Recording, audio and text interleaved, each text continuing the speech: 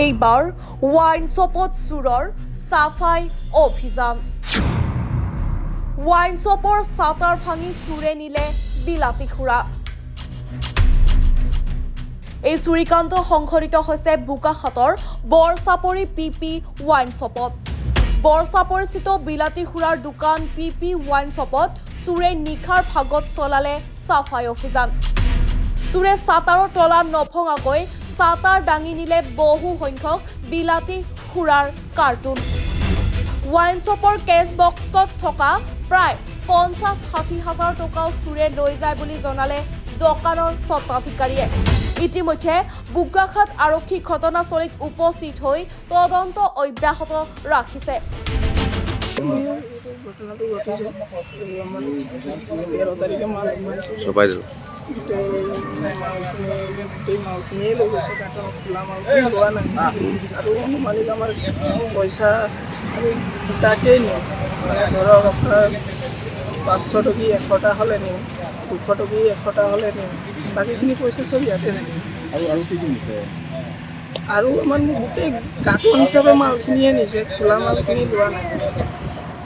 পইচাখিনি যিখিনি খুচৰা আছিলে সেই পইচাখিনি লৈছে। আৰু অনুমানিক আপোনাৰ ধৰক 70-80 হাজাৰমান টকা হ'ব, এনেকৈ সেইখিনিয়ে কৰিছে। দোকানটো চাটা এনেকৈ তাৰিয়ে নিছে, আমাৰ তালা চালাৰ লগত কৰা নাই, এনেকৈ গোটেইখিনি বস্তু। আমিতো এনেই আমাৰ ইয়াত গাঁৱলীয়া জেগা, আমি 11টালৈকে নাথাকোঁ, 11টালৈকে টাইম থাকে। আমি 9টা বজাত কালি বন্ধ কৰি দিছোঁ। আমাৰ দাদাও আছে, মনাৰো আছে, লগতে আমি একেলগে বন্ধ কৰি গৈছোঁ। পংকজ দা আছে বন্ধ কৰা সময়।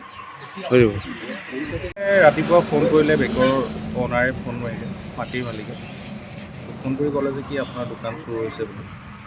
তো সিহঁতিও সোমোৱা নাই, কোনো মানুহ লোকেল ওচৰ পাছৰৰ মানুহ কোনো সোমোৱা নাই। আহি সোমাই চালোঁ, যিমান কেছ আছিলে কেছখিনি নাই, বৰ্তমান নাই, চুৰ হৈছে। কিমান টকা হ'ব বৰ্তমান ক'ব নোৱাৰিম, আমি ষ্টকটো মৰা নাই, এক্সাইজৰ মানুহক কৈছোঁ। আৰু বোকাখাত পুলিচ থানাৰ মানুহ আহিছে, তেখেতসকলে ইনভেষ্টিগেশ্যন কৰিছে।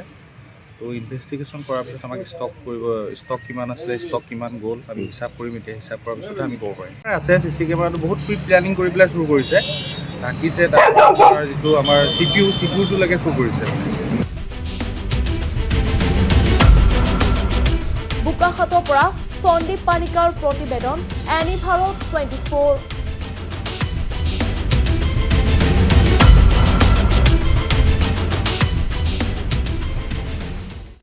নমস্কাৰ, মই কমলিকা কাশ্যপ। প্ৰথমেই মই এনি ভাৰত 24ৰ প্ৰত্যেকগৰাকী কৰ্মকৰ্তালৈ শুভেচ্ছা জনাইছোঁ যে এনি ভাৰত 24 শীঘ্ৰেই ছেটেলাইট চেনেল হ'বলৈ গৈ আছে। আৰু তাৰ লগতে মই এইটোৱে জনাব বিচাৰিম যে এনি ভাৰত 24-এ আৰু আগবাঢ়ি যাওক, ভাল ভাল কাম কৰি যাওক আৰু সৎ পথত কাম কৰি যাওক, সেইটোৱে ধন্যবাদ দিব বিচাৰিম।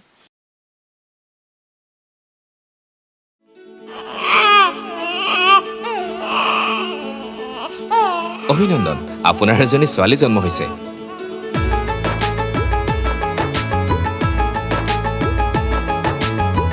লাহি পাহি এজনী পৰি আহিলে ঘৰখন উজলি।